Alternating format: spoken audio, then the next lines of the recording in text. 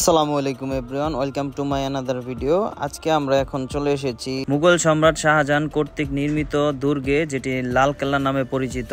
এই লাল কেল্লাটি ইন্ডিয়ার রাজধানী নয়াদিল্লিতে অবস্থিত। তো আমরা এখন লাল কেল্লায় চলে এসেছি, যেটি মুঘল সম্রাট শাহজাহানের বাসভবন ছিল। এই লাল কেল্লাটির ভিতরে ঢুকতে হলে যারা ইন্ডিয়ান রয়েছে তাদের জন্য এন্ট্রি ফি 35 রুপি করে, আর যারা ফরেনার তাদের জন্য 500 rupee entry fee. So viewers, আমরা নির্দিষ্ট এন্ট্রি ফিটি দিয়ে এই মুঘল সম্রাট শাহজাহানের বাসভবন, যেটা লাল কেল্লা নামে পরিচিত, এই লাল কেল্লার ভিতরে আমরা ঢুকি। উইকিপিডিয়া হিস্টোরি থেকে জানা যায়, লাল কেল্লা খ্রিস্টীয় সপ্তদশ শতাব্দীর প্রাচীর বেষ্টিত পুরনো দিল্লি শহরের মুঘল সম্রাট শাহজাহান কর্তৃক নির্মিত একটি দুর্গ।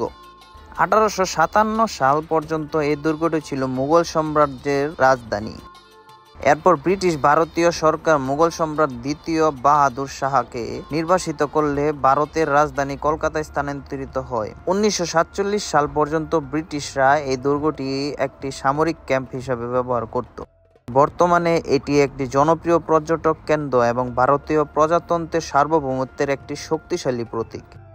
প্রতি বছর ভারতীয় স্বাধীনতা দিবস উপলক্ষে ভারতের প্রধানমন্ত্রী লালকেল্লার লাহোরি গেট সংলগ্ন একটি স্থানে জাতীয় পতাকা উত্তোলন করে থাকেন। 2007 সালে লালকেল্লা ইউনেস্কোর ঐতিহ্যবাহী স্থান হিসেবে নির্বাচিত হয়। 1638 খ্রিস্টাব্দে সম্রাট শাহজাহান সুবৃহৎ এই কেল্লাটির নির্মাণ কাজ শুরু করেন। নির্মাণ কাজ শেষ হয় 1848 সালে। আসসালামু আলাইকুম বড় ভাই, কেমন আছেন? ভাই আমরা এখন কই আসছি? লালকেল্লায় আসছি। ভাই ইতিহাস সম্বন্ধে কিছু বলেন লালকেল্লার। অসম্ভব সুন্দর স্থাপনা, আমরা ঘুরে ঘুরে দেখছি। তো আমরা দেখলেই ইনশাল্লাহ বুঝতে পারবো আমাদের যে মুসলিম নিদর্শনগুলো তার মধ্যে একটি স্থাপনা, সম্রাটের বাসভবন সম্বন্ধে আমরা জেনেছি। তো এটাই সেটা। হ্যাঁ, আমরা এখন এটার ভিতরে ভালোভাবে ঘুরবো এন্ড ভিতরে যা যা আছে আপনাদের সাথে তুলে ধরার ট্রাই করবো। প্রথম দিকে এই দুর্গের নাম ছিল কিলাই মুবারক, কারণ এই দুর্গে সম্রাটের পরিবার বর্গ বাস করতেন। দুর্গটি যমুনা নদীর তীরে অবস্থিত।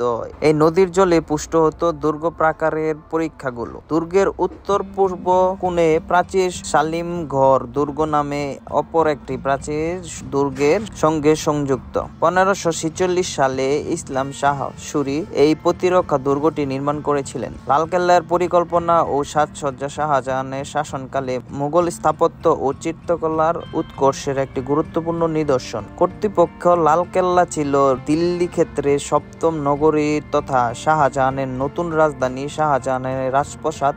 পরবর্তীকালে অবশ্য তিনি দিল্লি থেকে আগ্রা শহরের রাজধানী স্থানান্তরিত করেছিলেন। লালকেল্লায় বসবাসকারী শেষ মুঘল সম্রাট ছিলেন দ্বিতীয় বাহাদুর শাহ জাফর। 1857 সালে মহাবিদ্রোহের ব্যর্থতার পর 17 সেপ্টেম্বরের দ্বিতীয় বাহাদুর শাহ জাফর লালকেল্লা পরিত্যাগ করেন। পরে তিনি ব্রিটিশ বন্দী হিসেবে এই দুর্গে ফিরে আসেন। এখানেই 1858 সালে 27 জানুয়ারি তার বিচার শুরু হয় এবং 7 অক্টোবর তাকে নির্বাসন দণ্ড দেওয়ার হয়। এরপর লালকেল্লার কর্তৃক ব্রিটিশ ভারতীয় সেনাবাহিনীর হাতে চলে যায়। তারা এটিকে একটি ক্যান্টনমেন্ট হিসেবে ব্যবহার করতে থাকে। 1945 সালে আজাদ হিন্দ ফৌজের পরাজয়ের পর লালকেল্লায় যুদ্ধবন্দীদের বিচার হয়। স্বাধীনতার পর থেকে 2003 সাল পর্যন্ত এই কেল্লাটি ছিল ভারতীয় সেনাবাহিনীর নিয়ন্ত্রণাধীন।